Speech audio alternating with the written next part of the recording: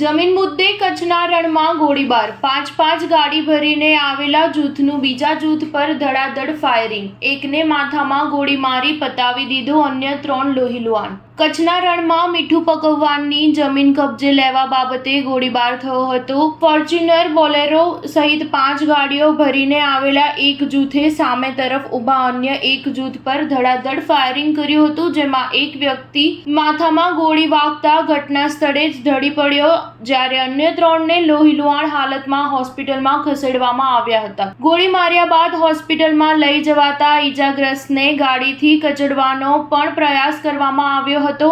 આ ઘટના બાદ સમગ્ર કચ્છ જિલ્લામાં ખોફનો માહોલ જોવા મળ્યો હતો, જ્યારે પોલીસે પણ ફરિયાદ અને વિડીયોના આધારે વધુ તપાસ હાથ ધરી છે.